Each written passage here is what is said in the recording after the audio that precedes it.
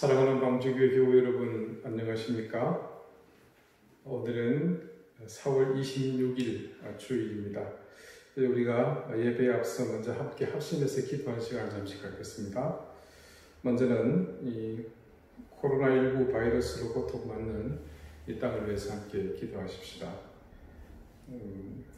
감염 때문에 고통받고 있는 사람들, 또 자가격리하시는 분들, 그리고 각 교회들이 예배를 드리는데 어려움을 겪는 이 현실이 속히 타개되도록 위해서 기도하십시다.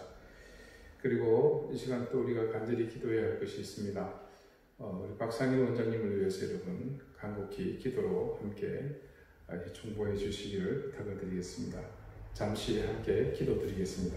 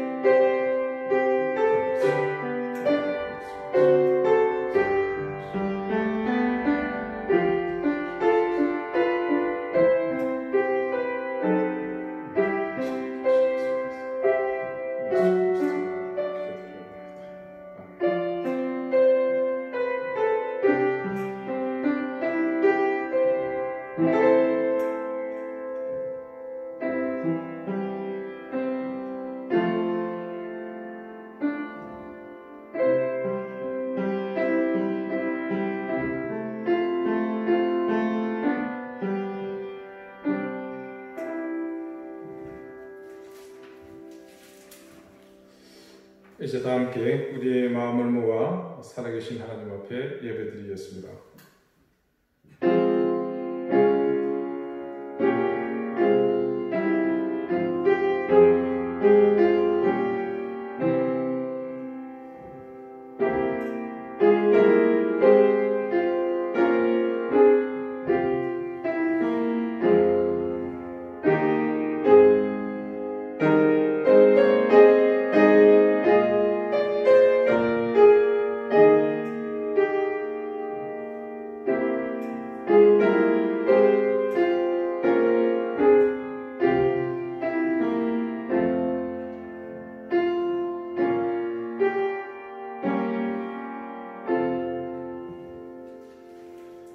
오직 여호와는 그 성전에 계시니 온 땅은 그 앞에서 잠잠할지니라 하시니라.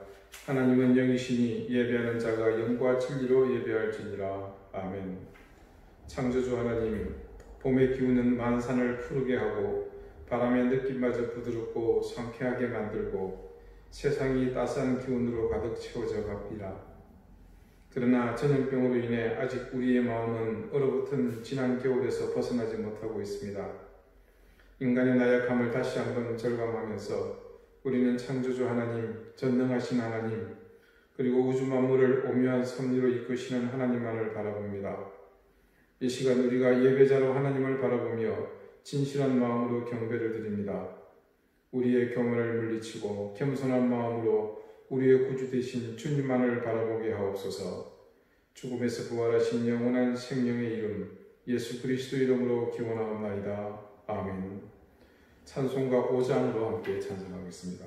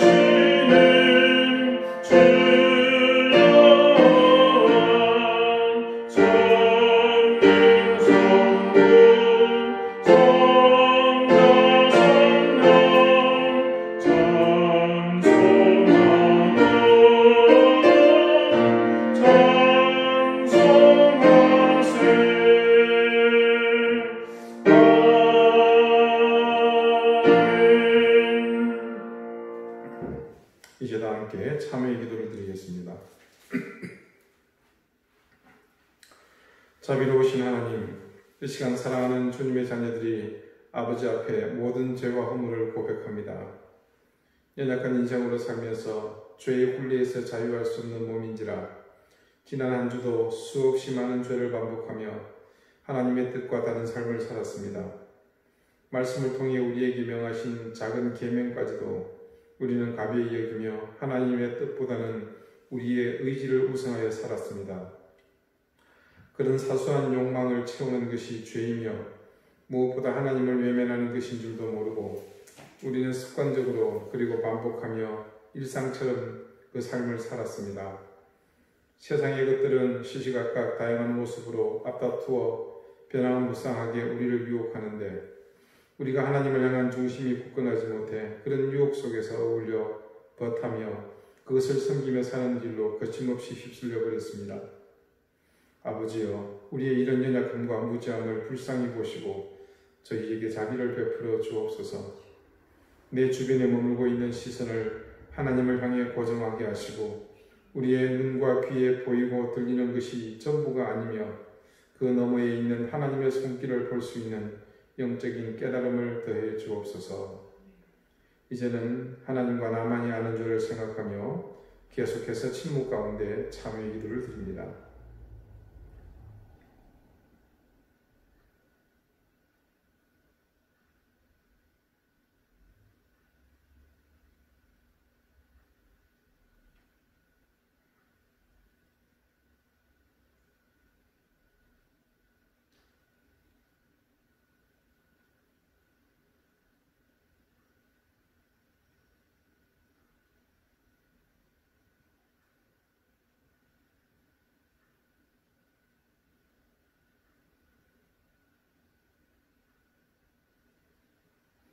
하나님께서는 자신의 부끄러운 죄를 솔직하게 고백하는 사람들에게 말씀하십니다.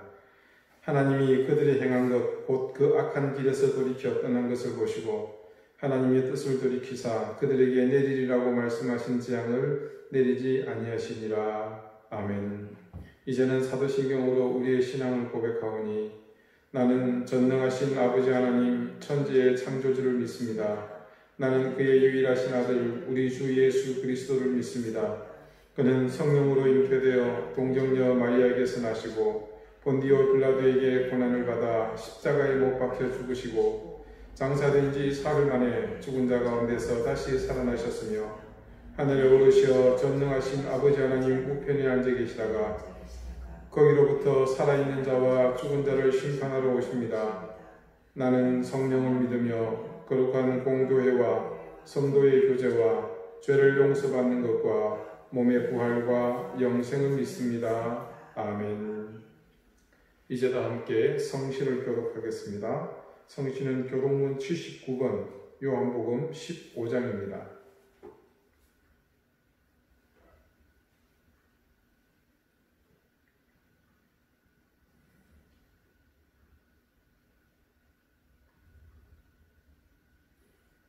나는 포도나무요 너희는 가지라. 그가 내 안에 내가 그 안에 거하면 사람이 열매를 많이 맺나니 나를 떠나서는 너희가 아무것도 할 수 없습니다.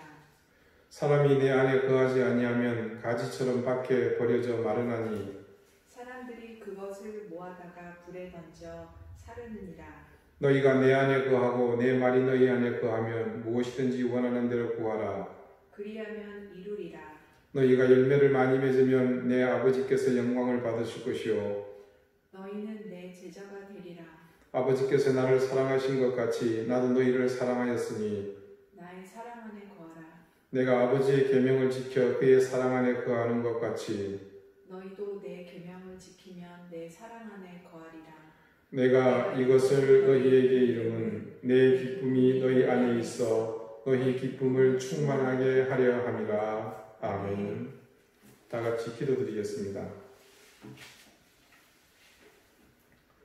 자비로우신 하나님, 생명이 움트는 계절, 푸르름이 더해가고 생명의 기운은 온 천지를 덮고 있지만 중국 우한에서 발병한 코로나19 바이러스의 창궐로 인해 세상은 이 생명의 기운을 함께 느끼지 못하고 있습니다.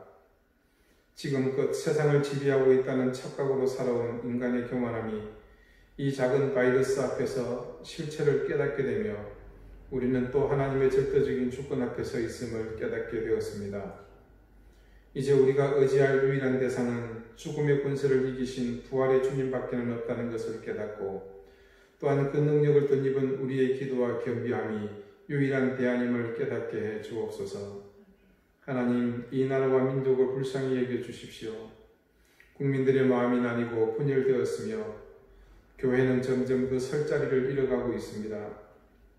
이번 선거로 인해 거대 여당의 탄생으로 전국은 안정보다 또 다른 혼란이 우려되는 가운데 민생이 질병의 위협과 더불어 거침없이 나라의 길로 치닫고 있습니다. 돈을 풀어 모든 것을 해결하라는 정부의 안일한 대처는 전국에는 국민의 과도한 세부담으로 더욱 큰 위기를 불러올 것이 자명한데도 장기적 대안보다는 눈앞의 효과에만 급급한 방편임을 이 지도자들이 스스로 깨닫게 해 주시옵소서. 소상공인과 자영업자들의 붕괴가 가속화되고 있는 이 시점에 정부의 실업은 이제 제발 그치게 하시고 지도자가 아집을 버리고 전문가들의 조언에 귀를 기울이며 철진한 이념적 정치 논리에서 모두가 속히 벗어나게 해 주시옵소서. 국민이 삼류면 정치도 삼류가 될 수밖에 없다는 것을 알고 우리 스스로 성숙한 시민의식을 갖게 하옵소서. 자신의 이익에 지나치게 민감하며 공동체 유익을 외면하는 어리석은 국민이 되지 않게 하시고 정치인들이 이전에 구태의연한 사고와 은행을 일삼지 못하도록 또한 정당이 자신들의 당리당략이 아닌 국민의 진정한 바람을 쫓아가는 정당이 되도록 이제는 지역 간, 진영 간의 깊어진 갈등, 전후 세대와 기성 세대와의 불통, 그리고 이 상황을 정치적으로 이용하려는 자신들이 수치를 느끼게 하시고 이제는 더 이상 자기 밥그릇에 연연하는 후진국형 생계형 정치가 아니라 명예와 신뢰를 존중하는 성숙한 정치 국도가 자리 잡게 해 주시옵소서. 우리 교회를 하나님 불쌍히 여겨 주십시오. 지금 우리가 걷고 있는 이 길을 하나님께서 더욱 굳건하게 하시고 하나님의 의와 진리를 목적으로 해서 나가는 교회가 되게 해 주시옵소서. 교회를 자신의 자산으로 알고 사유하려는 재단의 어리석은 시도를 꺾어주시고 우리의 이 작은 몸부림이 세상의 교회가 나갈 바를 바르게 이끄는 그런 일이 되게 해 주시옵소서. 오늘 거룩한 주의 날에 드리는 이 예배를 기억하시고 이 자리가 그런 확신과 믿음의 결단의 장이 되게 하시며 이제 우리가 부활의 증인으로서 그 능력을 가지고 복음을 증거하는 하나님의 자녀로서 살아가야 할 그 사명을 다시금 새롭게 하는 시간이 되게 해 주시기를 기도합니다. 사랑하는 교우들을 지켜주십시오. 이 어려움 속에서도 그 생계의 현장이 하나님 고통 속에서 힘을 얻게 해 주시옵고 좌절하거나 낙심치 않게 하시며 이 때를 기억하며 우리가 하나님 앞에 지금껏 훈련받고 신앙생활을 해왔사오니 하나님을 믿고 의지하는 그 믿음으로 모두가 잘 견디며 극복할 수 있도록 도와주십시오. 특별히 박상인 원장님을 위해서 기도합니다. 하나님, 사경을 헤매고 있는 귀한 아들을 주님께서 굳건히 붙잡으소서. 생명의 절대 주권이 하나님께 있음을 저희가 믿기에 사랑하는 아들을 그 침상에서 인도하시고 지켜주실 하나님의 능력을 의지하기에 주님께 간절히 구하오니 아버지여 기적을 베풀어 주시고 긍휼을 더해 주시고 하나님 치유의 손길로 그 아들을 붙잡아 주시기를 기도합니다. 조선희 집사님 하나님께서 마지막까지 용기를 잃지 않게 도와주시고 힘을 주시고 주님을 신뢰하는 그 믿음으로 이 모든 상황을 극복할 수 있도록 이겨내도록 주님께서 여정과 함께 해주시기를 기도합니다. 하나님, 우리 교회의 병들을 고통받고 있는 교우들을 기억하시고 하나님 유학 중에 또 군복무 중에 있는 자녀들을 주님께서 특별히 기억하셔서 그들을 온전히 붙들며 이 공동체를 통해서 모두가 하나님 앞에 귀하게 은혜를 누리는 생명 있는 귀한 자녀들 되도록 또한 우리 믿음의 식구들 되도록 하나님께서 지켜 인도하여 주시옵소서. 이제 말씀을 듣겠습니다. 우리에게 가난하고 겸손한 마음을 주십시오. 그래서 사람의 음성이 아니라 하나님의 말씀으로 듣게 해주시고 우리 속에 있는 선입견과 편견 그리고 이기심과 교만을 모두 버리게 하시고 우리가 이 말씀을 듣는 동안 그 말씀 속에 녹아내리는 은혜를 주시옵소서. 우리가 드리는 기도와 찬송을 기쁘게 받으시고 영광을 받아 주시옵소서. 죽음의 권세를 이기신 예수 그리스도의 이름으로 기도드리옵나이다. 아멘.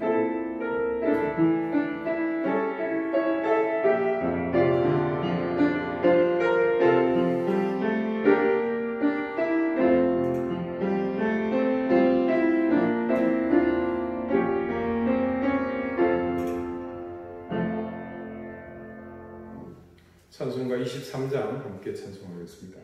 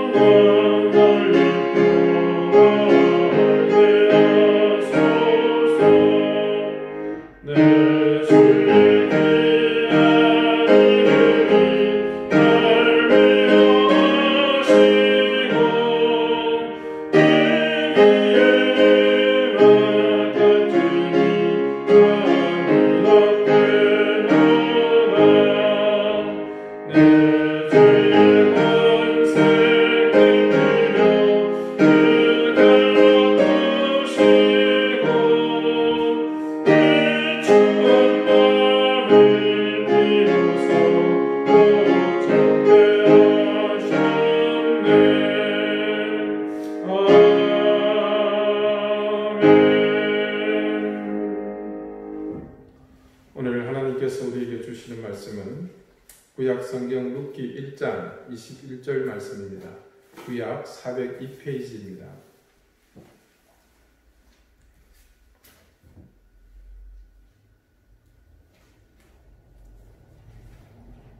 룻기 1장 21절의 말씀을 제가 봉독하겠습니다. 다같이 하나님의 말씀을 경청하십시오. 내가 풍족하게 나갔더니 여호와께서 내게 비어 돌아오게 하셨느니라. 여호와께서 나를 징벌하셨고 전능자가 나를 괴롭게 하셨거늘 너희가 어찌 나를 나옴이라 부르느냐 하니라. 아멘. 하나님께서 이 말씀으로 우리에게 은혜 주시기를 원합니다. 오늘은 풍족하게 나갔더니라는 제목으로 하나님의 말씀을 증거하겠습니다. 방금 읽어드린 오늘 본문 말씀의 서두에 한 가지 눈여겨봐야 할 내용이 있습니다. 그것은 엘리멜렉의 가정이 베들레헴을 떠나 모압으로 갈 때의 상황이 증거되어 있는 말씀입니다. 엘리멜렉의 가족이 베들레헴을 떠날 때 마치 쫓기듯 아니면 굶주림에 지쳐서 살 길을 찾아서 떠난 것으로 다들 이해를 하시겠지만 말씀은 그런 우리의 추측을 여지없이 깨버립니다.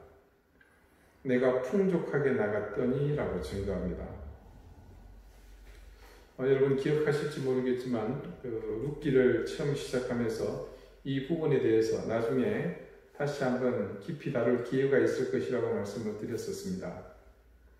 오늘은 그래서 엘리멜렉의 가정이 어떤 이유로 베들레헴을 떠난 것인지, 그리고 오늘 말씀에 증거하고 있는 그들이 모압으로 떠날 때의 형편, 풍족하게 나갔더니가 의미하는 바가 무엇인지를 세세히 살펴보고자 합니다.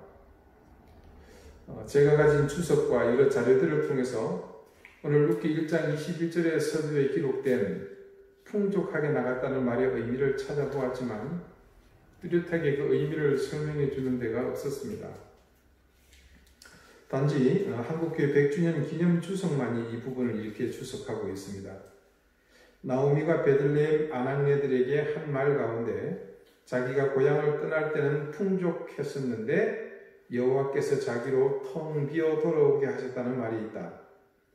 고향을 떠날 때는 남편과 두 아들이 있었으니 풍족했었지만 그들을 다 잃고 왔으니 여호와께서 자기를 빈 털터리로 만드셨다고 말하는 것이다. 자, 여러분 이 주석에서 설명하고 있는 의미가 쉽게 이해가 되시죠? 그런데 말입니다. 단지 이 주석의 저자가 말한 대로 이 본문의 뜻이 표면적 이유보다 그런 은유적 표현이 더 적절할까라는 의문이 잠시 들었습니다. 실제로 나오미의 말을 그대로 옮기자면 내가 풍족하게 나갔더니, 자, 재물의 여부가 그랬다고 보는 것이 우선은 상식적인 이해일 것입니다. 여기서 풍족하다와 또 반대 의미인 텅 비었다로 표현된 이 상반되는 의미의 두 단어는 히브리어로 각각 멀레라와 레캄입니다. 성경에서 이 단어가 쓰인 용례를 찾아보니까 대부분이 룻기에서 사용된 것과 다르지 않았습니다.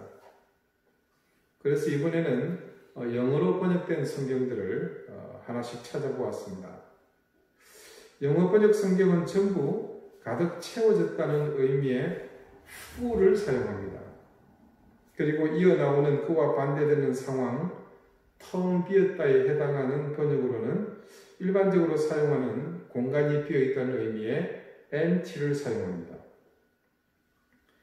이 두 단어만 두고 보면 이 주석에서 말하는 것처럼 배우자와 아들의 유무에도 은유적으로 사용할 수 있다는 판단이 들었습니다. 그런데 수많은 영어 번역 성경 중에 두 개의 성경이 이 두 가지를 각각 다른 표현을 사용하고 있는 것을 발견했습니다. 먼저 한 번역본은 물리적으로 무조건 가득하다라고 번역되는 full 대신에 양의 많고 적음을 의미할 때 사용하는 plenty를 사용하고 있는 곳이 있었습니다. 그리고 또 다른 번역 성경은 비어있다를 단순히 다른 영어 성경처럼 empty만을 사용하지 않고 그 단어의 끝에 전미어로 소유를 말할 때 자주 사용하는 표현인 handed를 붙여서, 그러니까 empty 하이픈 그리고 handed로 굳이 번역한 곳이 있었습니다.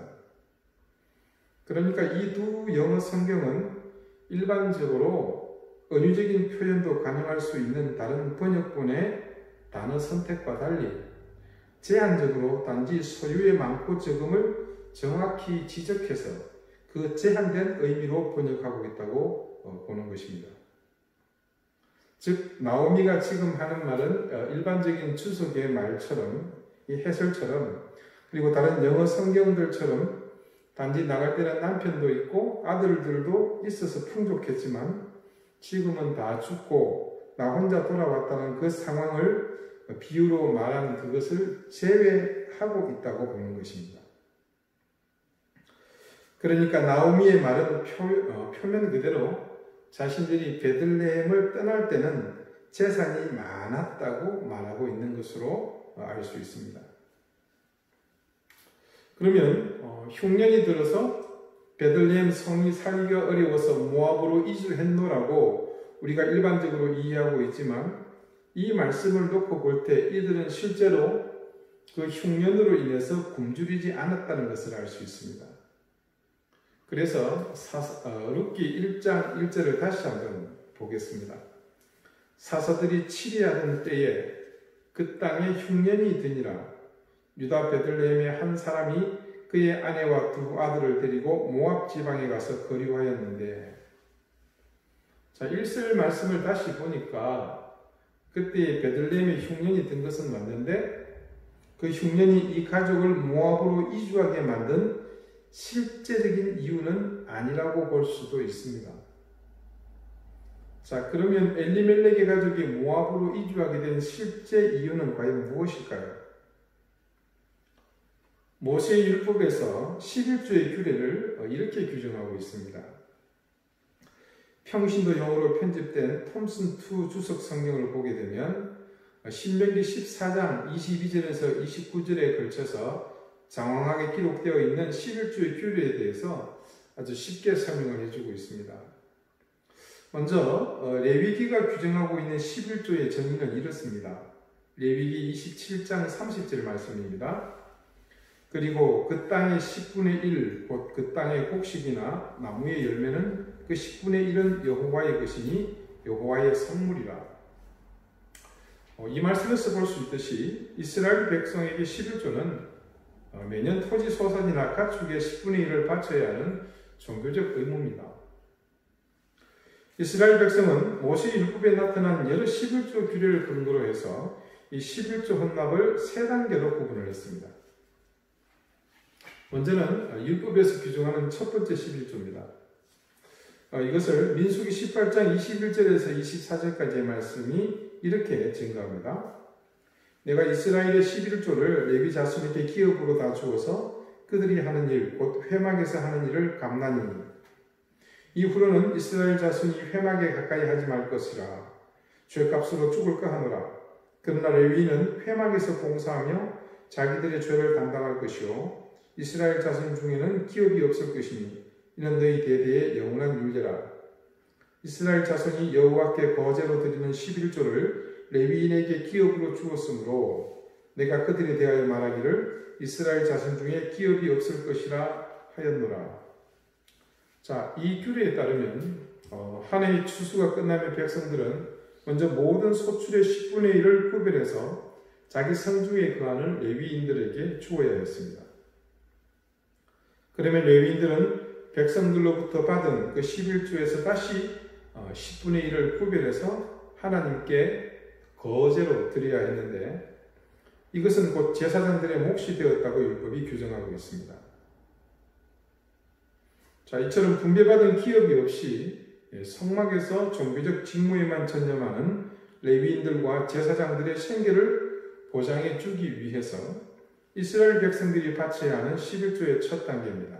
이것을 첫째 11조라고 부릅니다. 다음은 둘째 11조, 일명 축제의 11조라고 불리는 것입니다. 이것은 첫째 11조를 바친 백성들이 그 나머지 소출, 그러니까 10분의 9가 남아있죠. 그 가운데서 다시 10분의 1을 구별하는 것을 가리킵니다.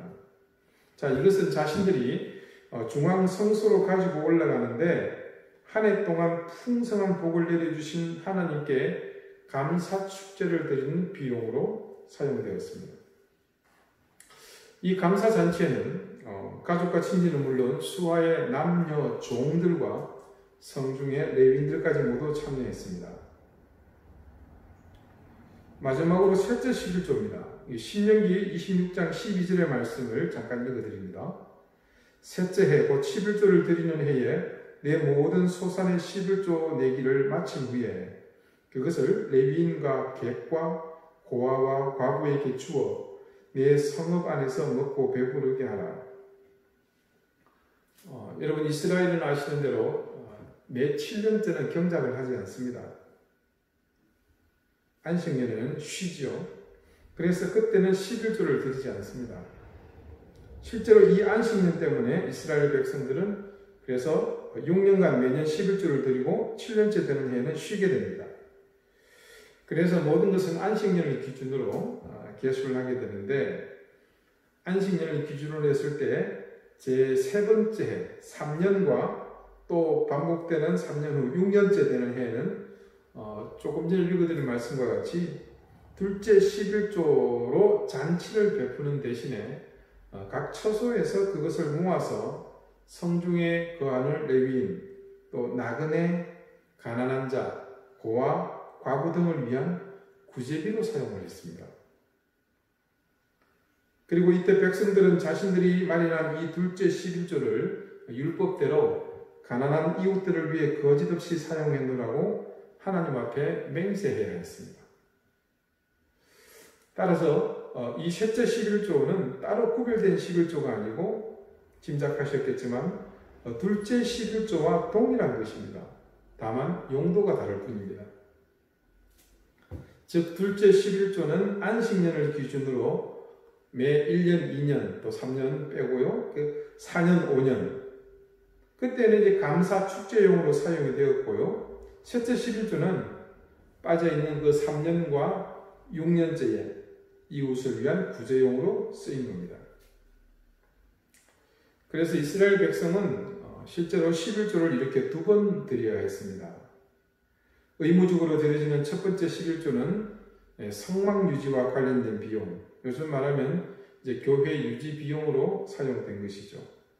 자, 그 다음 감사 의미로 드려지는 두 번째 혹은 세 번째 11조는 교회 유지 비용이 아니라 이웃과의 나눔이나 구제를 위해서 사용되었습니다.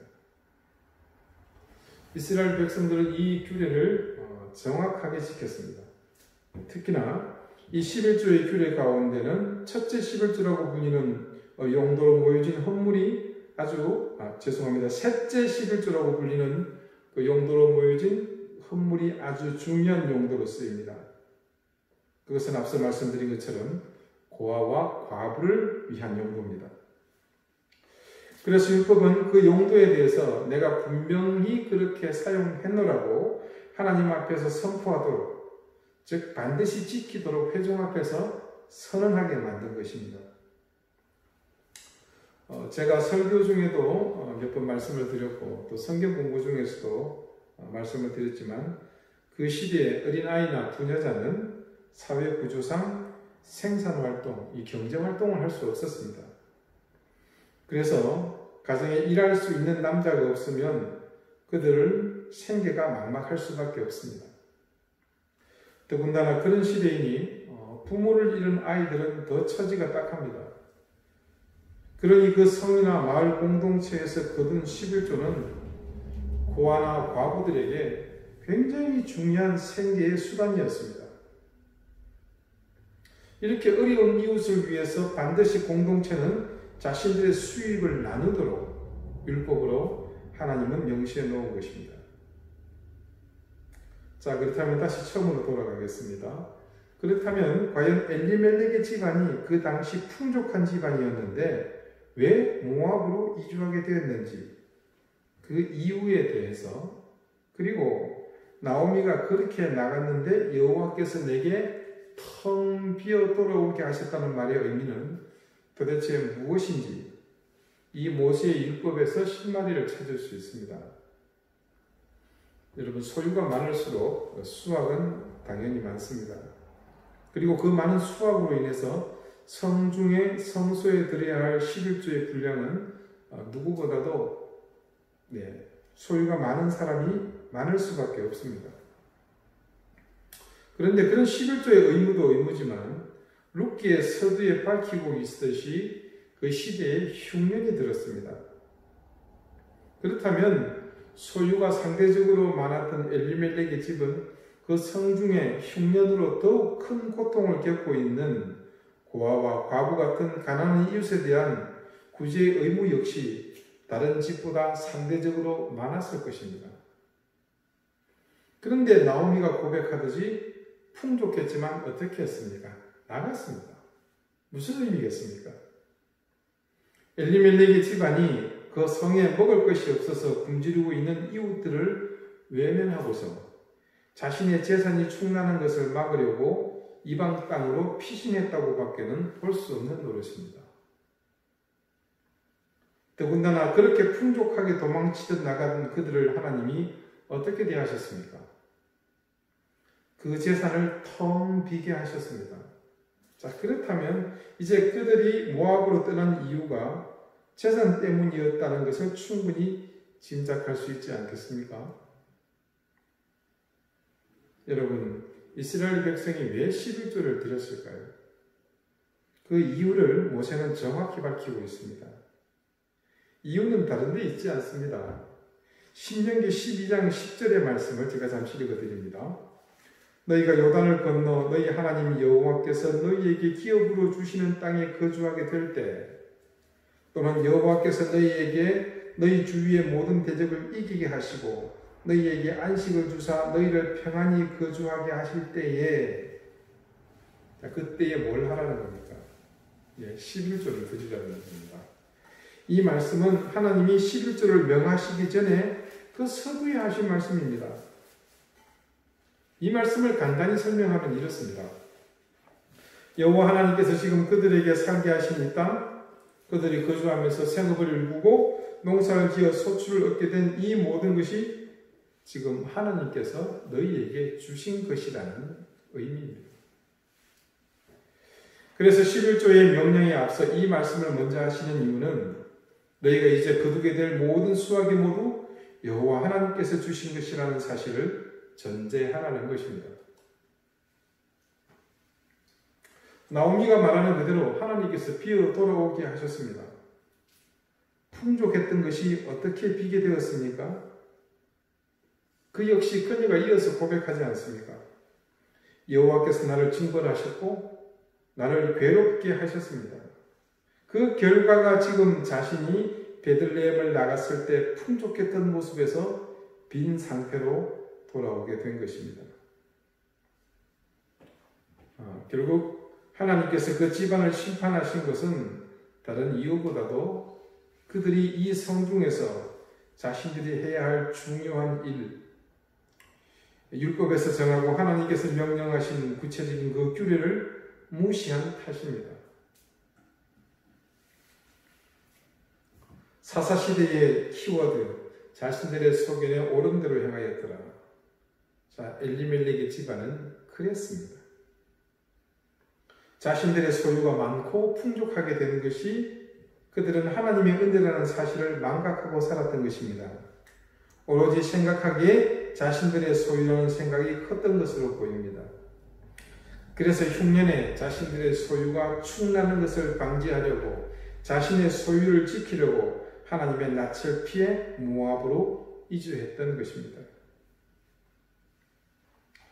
하나님의 절대 주권을 이들은 인정하지 않았기 때문에 그 땅, 즉 이스라엘을 떠나면 그곳만 다스리는 여호와 하나님의 그 손에서 벗어날 수 있으리라고 생각한 거죠. 그래서 모압 땅 그모스가 다스리는 그 땅에 들어가 살 수 있을 것이라고 판단한 겁니다. 그러니 여호와 하나님이 주신 그런 허무맹랑한 율법 따위는 지키지 않아도 되는 그 땅을 선택하고 갔을 것이라고 충분히 추측할 수 있습니다. 그들이 하나님에 대한 인식으로 볼 때 충분히 가능한 일입니다.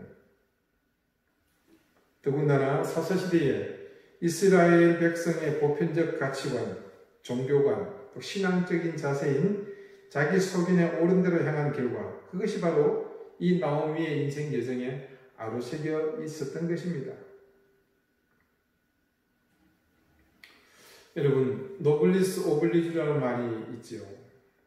그런데 비단 이 말은 어떤 권력이나 재산에 국한해서 적용할 말은 아니라고 생각합니다. 여러분, 저와 여러분은 그런 권력이나 지위, 재산보다 사실 더 가치 있는 것을 소유하고 있지 않습니까? 그것은 우리를 죄에서 구원해 주신 예수 그리스도를 구주로 믿는 우리의 신앙입니다. 그러므로 우리는 귀족들, 또 재산이나 지위를 가진 사람들에 못지않는 사실상 오블리주가 우리한테 있는 겁니다. 우리 그리스도인의 가치는 바로 그런 상황에서 더욱 절실히 드러납니다.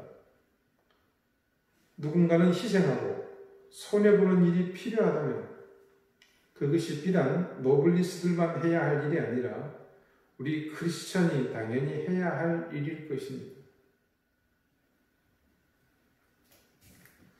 우리나라에 한국유리라는 기업이 있습니다. 지금은 여러 유리를 만드는 회사가 있지만 20, 30년 전에는 거의 유일무이한 그런 회사였습니다. 이 한국유리를 창업하셨던 고 최태섭 장로님은 아주 독실한 크리스찬으로 알려져 있습니다. 이분이 해방 전 중국에서 큰 공장을 경영하시면서 많은 돈을 벌었습니다. 그런데 하루아침에 아시다시피 중국이 공산화되죠. 모택동의 군대가 중국을 점령해서 공산화되고 말았습니다. 최 장로님은 그때 미처 피난하지 못했습니다. 그래서 자기가 경영하던 공장 직원들에 의해서 인민재판을 받게 됩니다. 그 당시 이미 주변의 숱한 공장주들이 근로자들에 의해서 축창에 찔려 죽어나갔습니다. 이제 공장 마당에 근로자들이 가득 차 있고 당시 청년 최태섭 씨가 끌려 나왔습니다. 죽었다고 생각했습니다. 이제 자신이 할 일은 하나님께 기도하고 마지막을 담담하게 받아들이는 것입니다. 자, 모두 다 축창을 들고서 사장 죽이겠다고 인민재판하는 그 자리에서 순간 한 중국인이 앞으로 나왔습니다. 그리고 이렇게 말합니다. 우리 사장은 다른 공장 사장하고 틀리지 않았습니까? 저분은 우리 인민을 착취하지 않았습니다. 다른 공장 직원들보다 임금도 후하게 주었습니다. 저분은 언제나 우리를 인간으로 대접해 주었습니다. 저분이 우리에게 베푼 사랑을 한번 생각해 보십시다. 그런데 저분을 죽인다면 우리는 사람의 도리에서 벗어나는 것입니다. 군중심리라는 것이 있죠. 다 죽이겠다고 왔으면 살려주자는 이 말은 본래 먹혀들지 않습니다. 누군가 이 사람을 살려주자고 해도 한 사람이라도 죽여라 소리를 지르면 순간 모두들 죽창을 들고 찌르는 것입니다. 그런데 조금 전 말씀한 이 사람이 이야기하는데 그 순간에 그 공장에 가득 차 있었던 근로자들이 잠잠해졌습니다. 그리고 들고 있던 죽창을 다 놓고 이분을 풀어주었습니다. 그래서 구사일생으로 한국으로 돌아왔다고 간증하십니다. 그가 평소 그리스도의 사랑으로 어려운 근로자들을 위해 희생하고 섬기고 사랑한 바로 이 오블리주를 행했던 그 결과입니다. 우리 성숙자반 하신 분들은 제가 만석군집의 며느리 얘기해 드린 적이 있죠. 옛날에 어느 만석군집에 똑똑한 며느리가 들어갔습니다. 가만히 보니까 시어머니가 광 열쇠를 들고 경제권을 행사하는데 아무에게나 막 퍼주는 것입니다. 뭐 섬이든 동네 사람이든 뭐 소장농이든 와서 아쉬운 소리만 하면 그냥 퍼주는 것입니다. 그래서 이른바 신식 교육을 받고 깨인 며느리는 우리 시어머님은 살림을 규모 있게 하실 줄 모르시는구나. 나중에 내가 담당하게 되면 그때는 절대 저렇게 하지 말아야지 라고 생각했습니다. 세월이 지나고 시어머니가 세상을 떠난 뒤 이 며느리가 경제권을 이어받았습니다. 자, 신식 교육받은 사람답게 가계부 적어가면서 가능한 한 아낄 것은 아끼면서 알뜰하게 살림을 꾸렸습니다. 그런데 중요한 것은요, 그때부터 만석이 나지 않는 것입니다. 무슨 차이였겠습니까? 시어머니가 며느리 보기에는 해픈 것 같았지만 실은 그렇게 함으로써 많은 사람을 위한 그늘이 되어준 것입니다. 그 그늘 밑에서 사람들은 아주 신명나게 살았습니다. 그러나 이 젊은 며느리는 가계부는 알뜰하게 꾸렸는지 모르지만 함께 있는 사람들을 위한 그늘이 되지 못했습니다. 그러니 예전같이 만석이 나올 리가 없었습니다.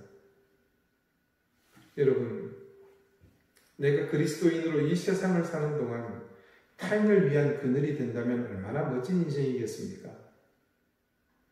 세월이 흐를수록 나뭇가지가 무성해져 더 큰 그늘을 이루듯이 우리가 하나님의 자녀로 세상에서 살면서 우리의 오블리주를 실천하는 것은 바로 이런 그늘이 되어서 세상 가운데 하나님의 나라, 하나님의 그늘을 만들어가는 것입니다. 우리의 소유에 대한 성경적 가르침은 철저한 청지기 의식입니다. 이것은 앞서 말씀드린 대로 나의 모든 소유가 하나님에게서 왔음을 인식하는 데서부터입니다. 청지기 의식이 없이는 앞에서 말한 그 만석군 집안의 며느리처럼 됩니다. 그리스도인이 스스로 청지기라 고백하는 이유는 자신의 소유가 자신의 것이 아니라 하나님의 것이라고 믿기 때문입니다. 이것이 말로는 쉽지만 그리스도인 가운데 이런 청지기 의식을 삶으로 실천하는 사람은 드뭅니다. 우리가 청지기임을 입으로 고백하고 11조와 헌금을 꼬박꼬박 하면서도 타인을 위한 그늘이 되지 못하는 것은 우리의 물질 중에 타인을 위한 몫이 있다는 사실을 인식하지 못하기 때문입니다. 만석군집의 시어머니는 그것을 알고 있었습니다. 자기 광에 쌓인 재물은 이웃과 나눌 그 몫이 포함된 것이라 생각하니 아까울 것이 없었습니다. 그래서 시어머니는 넉넉한 그늘이 될 수 있었습니다. 그러나 며느리에게는 전부 내 것이었습니다. 이웃의 몫이 있다는 것을 깨닫지 못했으니 자연 그늘도 될 수 없었던 것이죠. 여러분, 하나님께서 우리에게 물질을 주실 때는 언제나 타인의 몫까지 포함해서 주십니다. 그 몫에 대한 바른 청지기 의식을 지닐 때만 우리는 누군가를 위한 그늘이 될 수 있습니다. 여러분 소유의 많고 적음은 결코 중요하지 않습니다. 많은 소유는 그 분량만큼 해야 할 큰 일이 있지만 작은 소유는 작으나 결코 하찮지 않은 일에 그에 못지않은 필요가 있습니다. 비단 재물뿐이겠습니까? 우리의 걸음이 필요한 곳이 있고 우리의 손길을 내밀어야 할 곳이 있지 않겠습니까? 우리 주님은 지금 이 세상의 곳곳에서 눈물을 흘리며 애통해하는 사람들의 눈물을 닦아주시며 그리고 아파하며 신음하는 사람들의 손을 잡아주시며 저와 여러분이 그곳으로 당신의 이름을 들고 오시기를 기다리십니다. 사랑하는 여러분, 우리의 인생은 바로 그런 주님의 흔적을 찾아서 언제든 나갈 준비를 하는 삶이라는 것을 꼭 기억하시기를 바랍니다. 기도드리시겠습니다. 주님, 우리는 세상의 노블리스보다 더 많은 사명과 책임을 가진 크리스천입니다. 지금껏 우리의 신앙이 나 자신을 위해서 그리고 내 가족만을 위해서 제한된 지경에 머물렀다면 이제는 주님께서 사랑하시는 이 세상을 향해 눈을 돌리게 해 주십시오. 고통 속에서 눈물을 흘리며 애통해하는 사람들의 눈물을 닦아주시는 주님의 곁으로 저희가 다가가게 해 주십시오. 아파하며 신음하는 사람들의 손을 잡아주고 계신 그 주님의 손길에 우리의 손을 보태게 해 주십시오. 운명적으로 가난 속에서 벗어날 수 없는 이웃들을 향해, 질고로 고통받는 이들을 향해, 그리고 소외와 천대, 멸시 가운데 힘겨운 인생을 사는 이웃들을 향해 걸음을 옮기게 해 주십시오. 우리가 크리스천 된 참된 가치가 그곳에서 드러나게 됨을 깨닫고 이제 우리도 그런 가치 있는 인생, 성숙한 하나님의 자녀로 살게 해 주십시오. 예수 그리스도 이름으로 기도드리옵나이다. 아멘. 338장 함께 찬송하겠습니다.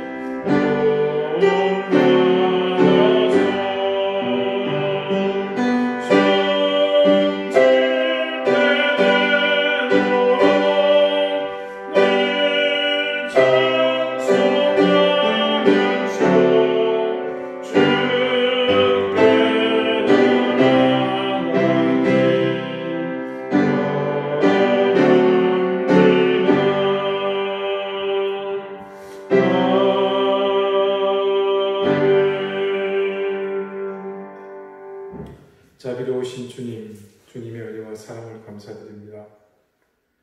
이스라엘 백성에게 가나안의 모든 것을 주심으로 하나님께 주신 것 중 일부를 구별하여 드리도록 하셨던 것처럼 우리 또한 이 모든 것이 하나님께서 주신 것, 또 하나님의 것임을 우리가 스스로 청지기 됨을 고백함으로 아버지 앞에 그 사명 따라 주님 주신 것을 구별하여 다시 드립니다. 드린 손길을 하나님께서 기억하시고 우리의 드리는 이 삶이 우리의 모든 소유가 하나님으로부터 온 것일 뿐만 아니라 이 세상 모든 것이 또한 하나님의 것이며 우리의 삶이 그 하나님 주신 것으로 풍요할 것이라는 것을 믿는 믿음의 고백이 담겨져 있음을 기억하게 해주십시오.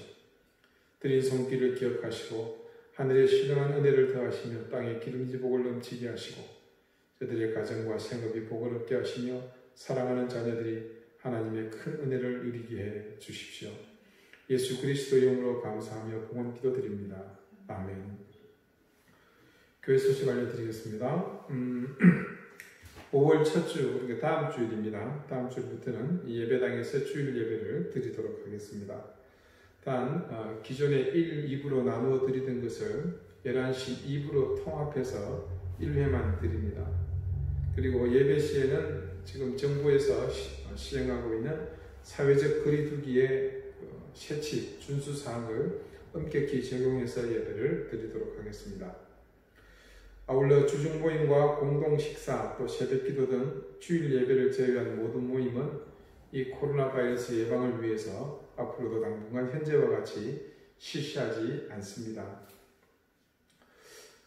우리 예배 시작 전에도 말씀드렸습니다만 우리 박상현 원장님을 위해서 여러분 간절히 함께 기도해 주시기를 부탁을 드리겠습니다. 그리고 그 병상을 함께 지키고 있는 조선의 집사님 약해지지 않도록 여러분 귀한 예종에게도 하나님께서 힘을 주시라고 함께 꼭 기도해 주시기를 부탁을 드리겠습니다.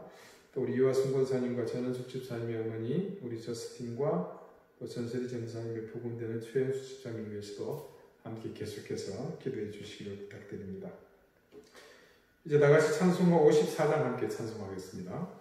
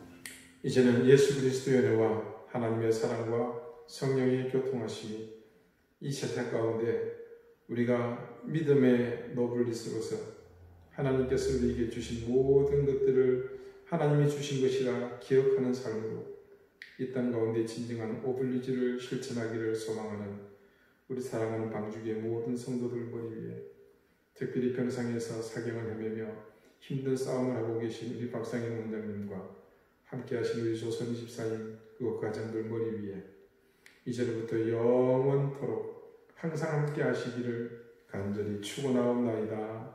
아멘.